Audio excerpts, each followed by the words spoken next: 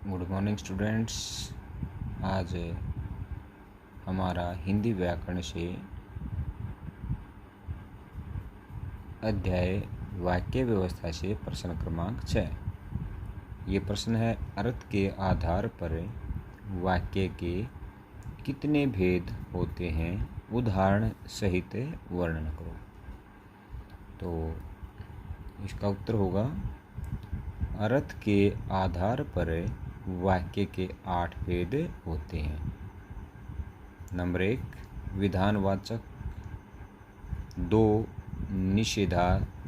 निषेधवाचक, 3 आज्ञावाचक, 4 प्रश्नवाचक, 5 विस्मयादिबोधक, 6 इच्छाबोधक, 7 संदेहबोधक, 7 शरत बोधक।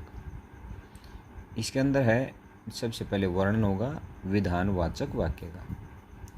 इसमें किसी कार्य के होने या करने का बोध हो। इसमें किसी कार्य के करने या होने का बोध हो, उसे विधानवाचक वाक्य कहते हैं। जैसे वह आया, यानी इसमें क्या हुआ, कार्य संपन्न हुआ है, वह आया है।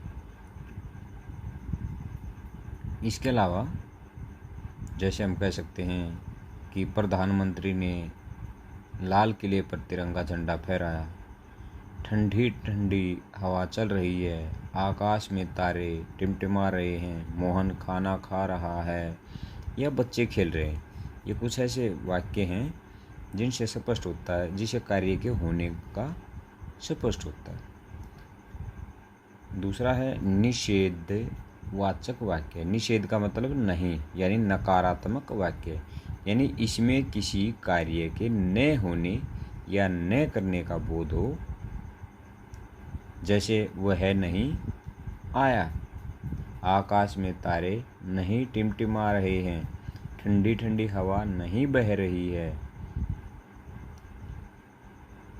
इसके बाद है आज्ञावाचक वाक्य।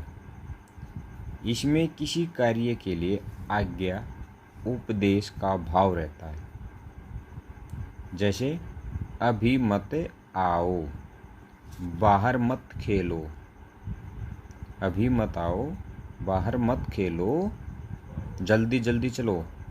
ये क्या है, आज्ञावाचक या उपदेशवाचक वाक्य के कुछ उदाहरण हैं। अब इसके बाद 4 प्रश्नवाचक वाक्य। इसमें कोई प्रश्न पूछा जाता है। इसमें कोई प्रश्न पूछा जाता है। जैसे क्या वह आएगा, क्या तुमने भोजन कर लिया, क्या बाहर ठंडी ठंडी हवा चल रही है, क्या आकाश में तारे टिमटिमा रहे हैं। ये कुछ प्रश्नवाचक वाक्य के उदाहरण हैं। तो आप इससे और भी बहुत सारे ज़्यादा वाक्य बना सकते हो। अब आता है नंबर 5 विस्मयादि बोधक वाक्य। यानी विस्मयादि यानी हैरानी। विस्मय का मतलब क्या होता है, हैरानी। इसमें विस्मय यानी हैरान, हर्ष खुशी, शोक दुख, घृणा आदि का बोध होता है। जैसे कैसा सुंदर स्थान है, कैसा सुंदर स्थान है, आह तुम आ गए, कितने सुंदर अक्षर हैं, मोती जैसे। ये कुछ ऐसे उदाहरण हैं जो किसके उदाहरण एग्जाम्पल है विस्मयादि बोधक वाक्य में। अब इच्छा बोधक वाक्य,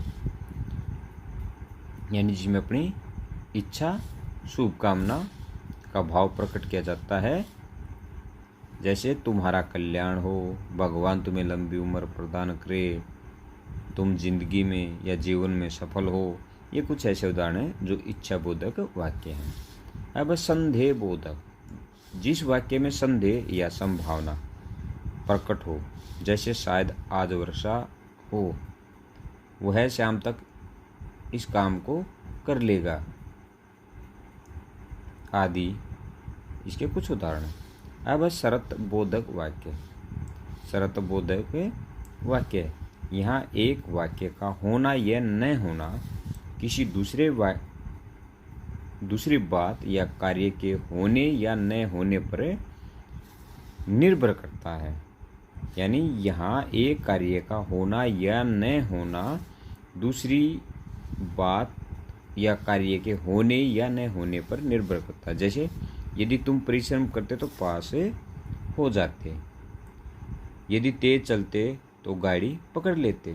यानी परिश्रम का और पास होना, तेज चलना, गाड़ी का पकड़ना। यदि वर्षा होती तो फसल अच्छी हो जाती।